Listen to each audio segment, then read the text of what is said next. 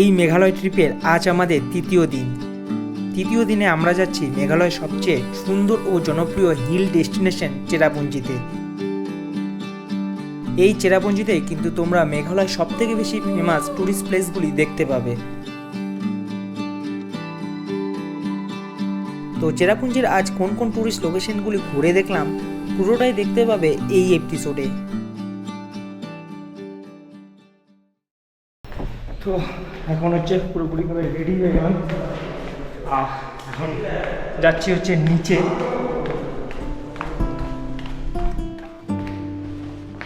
আর আজকের ওয়েদারটাও দেখতে পাচ্ছ, খুবই সুন্দর, একদম ঝলমলে রোদ আজকেও। আশা করছি আজকেও বৃষ্টি হবে না, কালকে কিন্তু বৃষ্টি হয়নি, কিন্তু আজকে বৃষ্টি না হলে ভালো হবে। বাট আজকে যাচ্ছি হচ্ছে চেরাপুঞ্জির সাইডে, সেখানে বৃষ্টি তো হয়ই, চেরাপুঞ্জি তো তোমরা জানোই বৃষ্টি হবেই। তো দেখা যাক, তার জন্য কিন্তু যে দেখতে পাচ্ছ রেইনকোট, ছাতা, প্লাস্টিক আমার কাছে তো একদম রেডি। সো এই যে দেখো, এই সাইডে হচ্ছে গেস্ট হাউসটা, আর গেস্ট হাউসের পাশে দেখতে পাচ্ছ এই যে পাহাড়টা, ওয়াও। আর ভাই আকাশটা দেখো, পুরোই একদম নীল। এটাই হচ্ছে মেঘালয়।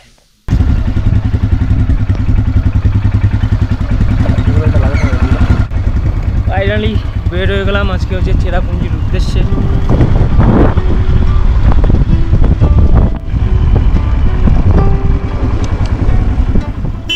চলে আসলাম পেট্রোল পাম্পে। আমরা এখন যে গেস্ট হাউসে আছি সেই গেস্ট হাউসের পাশেই এই পেট্রোল পাম্পটা। আর সব থেকে মজাদার ব্যাপার হলো, মেঘালয়ে কিন্তু পেট্রোলের রেট আমাদের ওয়েস্ট বেঙ্গল থেকে অনেকটাই কম আছে।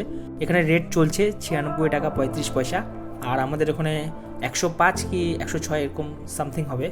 সো এখন গাড়িতে তেল ভরে সোজা বেরিয়ে পড়বো।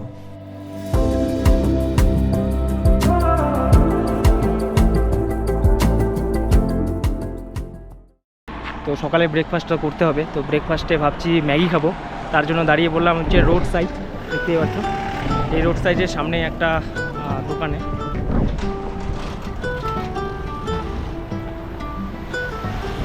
এই দোকান, ভেজ ম্যাগি, হ্যাঁ প্রাইস 50, 1 প্লেট, ওকে 4 প্লেট, হ্যাঁ।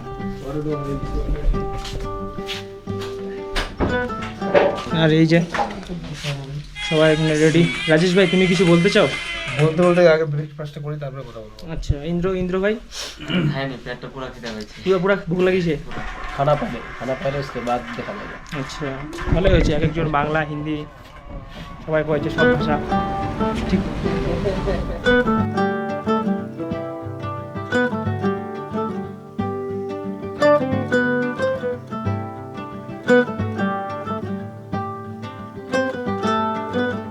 এখন আমরা আছি শিলং তামাবিল রোডে, আর সামনে দেখতে পাচ্ছ দুপাশে দুইটা রাস্তা চলে গেছে, একটা যায় ডাউকির দিকে আর একটা যায় সোহরার দিকে। তো এখন আমরা যাব সোহরার দিকে। তো এখানে একটা জানার বিষয় আছে, জানার বিষয়টা তোমাদের একটু বলি। মেঘালয়ের খাসি ভাষায় চেরাপুঞ্জিকে বলা হয় সোহরা। আগের ব্রিটিশ শাসনের সময় জায়গাটার নাম দেওয়া হয়েছিল চেরাপুঞ্জি, কিন্তু স্থানীয়রা শত শত বছর ধরে জায়গাটিকে সোহরা নামে চেনে, তাই এখন সরকারিভাবেও জায়গাটার নাম সোহরাই করা হয়েছে। তবে সারা ভারতে জায়গাটা বেশি পরিচিত চেরাপুঞ্জি নামে।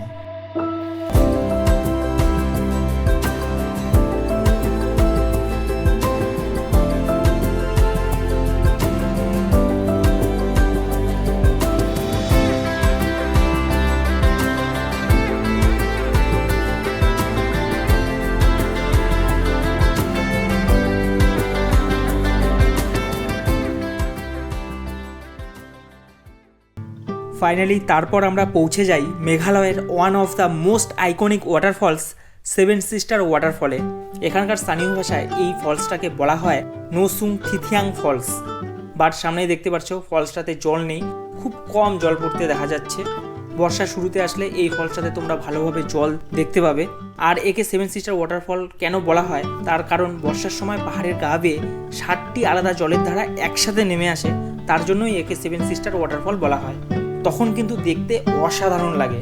এতদিন তো এই ফলসটা সম্বন্ধে বইয়ের পাতায় পড়ছিলাম, বাট আজকে স্বচক্ষে দেখে নিলাম।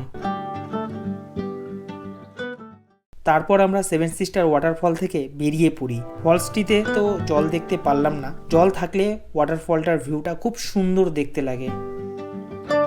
7 সিস্টার ওয়াটারফল থেকে বেরিয়ে প্রায় 13 কিলোমিটার দূরে আরেকটি ওয়াটারফল আছে, যার নাম কিনরাম ফলস। এই লোকেশন থেকে, যেটা প্রায় আধা ঘন্টার মতন রাস্তা, এখন সেখানেই আমরা যাচ্ছি। এই কিনরাম ফলসটা দেখতেও অনেক বড়। তো চলো দেখা যায় এই ফলসে গিয়ে জল দেখতে পারবো কিনা।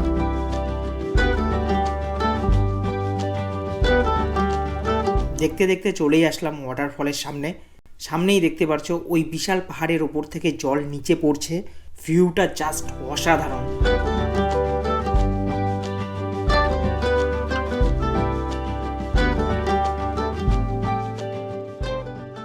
ওই বড় ওয়াটারফলটাতে যাবার জাস্ট একটু আগে আমরা আর একটা ফলস দেখতে পেলাম।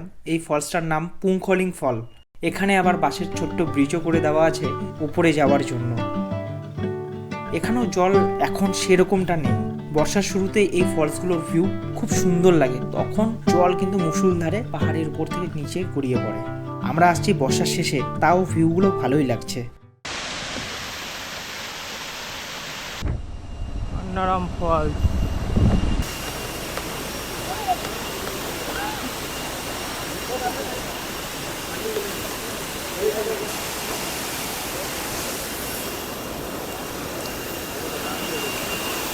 ও ভাই, কতটা উঁচু থেকে নামতেছে, মানে সিঁড়ির মতন। বাট জলটা থাকলে বেশি ভালো লাগতো। ক্যানরেম ফলস মেঘালয়ের সবচেয়ে উঁচু ওয়াটারফলগুলোর মধ্যে একটি, প্রায় 305 মিটার উচ্চ।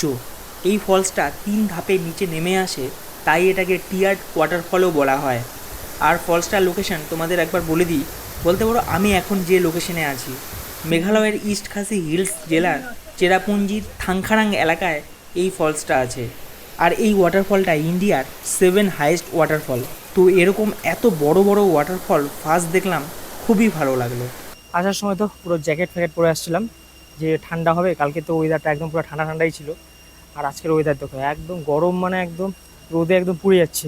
তার জন্য জ্যাকেট খুললাম, আর ঘেমে তো তার মধ্যে শেষ। তো এই যে ওয়াটারফল পাশে দেখতে পাবে অনেক হচ্ছে খাবার দোকান আছে, বাট একটাই কমতি হয়ে গেল যে ওয়াটারফলটা কিন্তু জল নেই। কিন্তু জল থাকলে কিন্তু ওয়াটারফলটা একদম দেখার মতন ছিল। এখানে আপাতত একটা দোকানে ঢুকলাম, এখানে হচ্ছে ম্যাগি অর্ডার করলাম। সেটা হচ্ছে এক ম্যাগি কত করে, 60 না 60 টাকা এক প্লেট। চলে আসলো হচ্ছে গরম গরম ম্যাগি, এক ম্যাগি। আজকে সকাল থেকে খালি হচ্ছে ম্যাগি খেয়ে যাচ্ছি ভাই পরপর। कैसा लगा? কেমন আছে? মোটামুটি।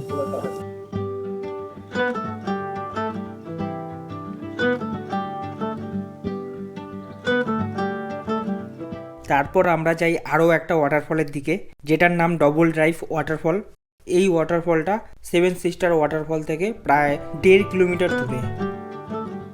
পৌঁছে যাই ডবল ড্রাইভ ওয়াটারফলের লোকেশনে। এই লোকেশন থেকে আরও 2 মিনিটের রাস্তা। তো চলো যাওয়া যাক।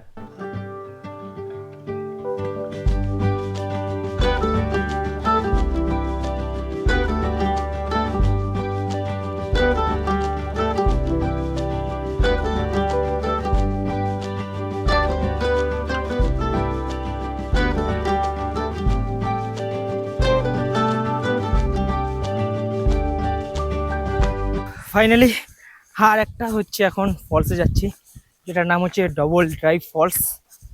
সো এটাও এন্ট্রি টিকিট আছে, এখানেও এন্ট্রি টিকিট হচ্ছে পার পার্সন হচ্ছে 10 টাকা করে। সো চলো গিয়ে দেখা যাক এই ফলসটা কীরকম। এরকম হচ্ছে রাস্তা করে দেওয়া আছে, এখানে তো আবার পুরো সিঁড়ি।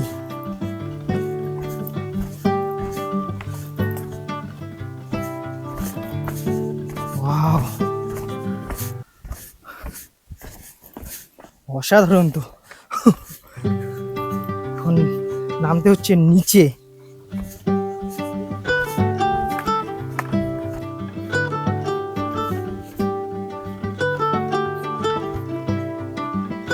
আরো অনেকটা নিচে নামতে হবে, পুরোটা এরকম সিঁড়ি করে দেওয়া আছে, যা মনে হচ্ছে জাস্ট অসম হবে মনে হচ্ছে ফলসটা। তো চলো গিয়ে দেখা যাক।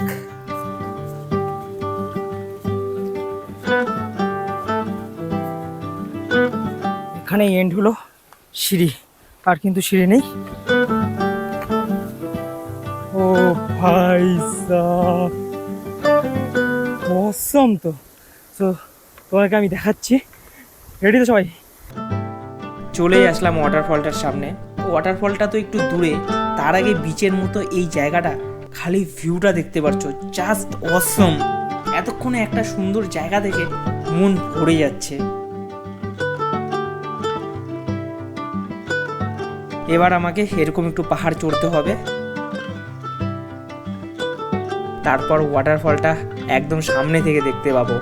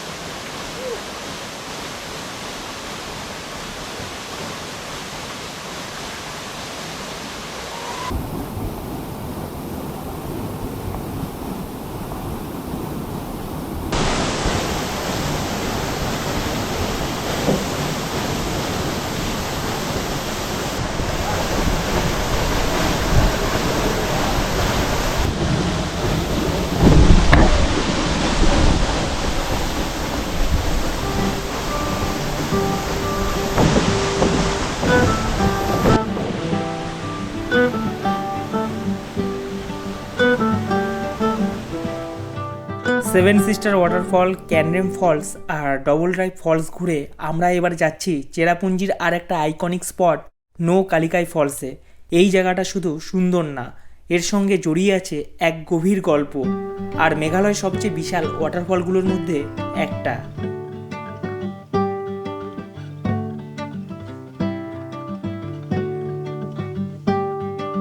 এই ফলসটাতে যাওয়ার আগে রাস্তার যে ভিউগুলো দেখতে পাবে সেগুলি খুব সুন্দর সুন্দর।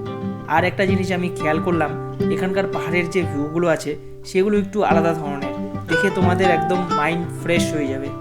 আমার তো খুবই ভালো লাগছে এই নীল আকাশ, সাদা মেঘ আর সবুজ পাহাড়।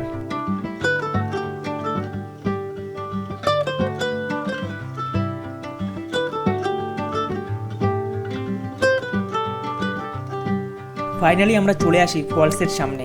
এখানে ঢুকতেই এরকম একটা গেট আছে, আর গেটের সামনেই টিকিট নিয়ে দাঁড়িয়ে থাকবে টিকিটম্যান। অ্যাকচুয়ালি এটা মনে হয় পার্কিংয়ের টিকিট। আমাদের বাইকের জন্য 100 টাকা করে নেয় পার বাইক টিকিট চার্জ।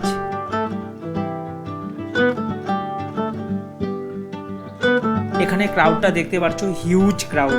আজ এই নিয়ে এটা আমার 4 নাম্বার ওয়াটারফল আমি দেখবো। আগের ফলসগুলিতে সেরকম এতটা ভিড় দেখিনি, এই টুরিস্ট পয়েন্টটাতে সব থেকে বেশি টুরিস্ট দেখতে পাচ্ছি। তো বন্ধুরা, তোমরা ওই দূরে দেখতে পাচ্ছ ইন্ডিয়ার সবচেয়ে উঁচু প্লাঞ্চ ওয়াটারফল নো কালিকাই ফলস, উচ্চতা প্রায় 340 মিটার। এই ফলসের জল এক ধাপে সোজা নিচে গড়িয়ে পড়ছে। এর আগে তোমাদের যে একটা ফলস দেখালাম ক্যানরেম ফলস, সেটাতে কিন্তু জল 3 ধাপে নিচে গড়িয়ে পড়ছিল, আর এটা দেখতে পাচ্ছ এক ধাপে। মেঘালয়ে যতগুলো আমি ফলস দেখলাম, তো প্রত্যেকটা ফলের কিছু না কিছু একটা বিশেষত্ব দেখতেই পাচ্ছি। বেশ ভালো লাগলো কিন্তু যে এত ধরনের ওয়াটারফল এখানে দেখতে পাচ্ছি।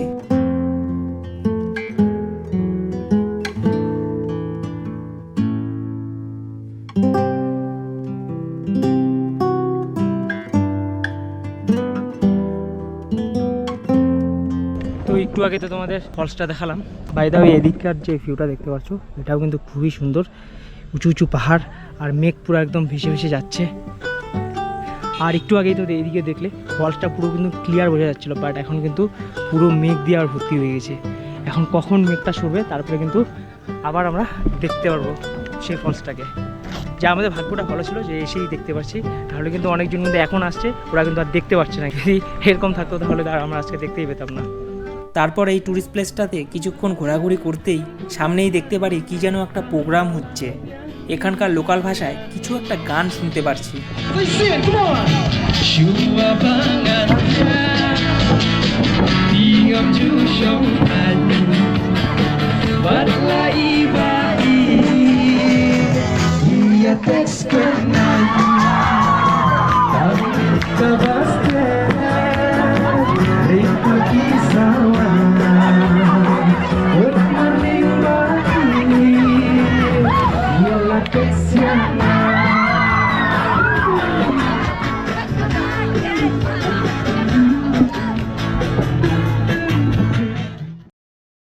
এভাবেই আমার আজকের দ্বিতীয় দিনের ট্রিপটা শেষ হয়।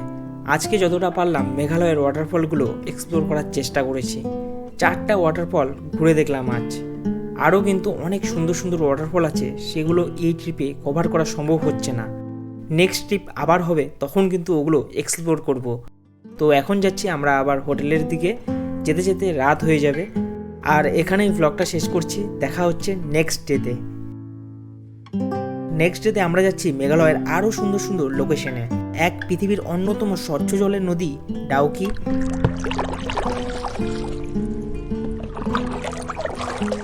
এবং এশিয়ার সবচেয়ে ক্লিনেস্ট ভিলেজ মাউলিনং গ্রামে।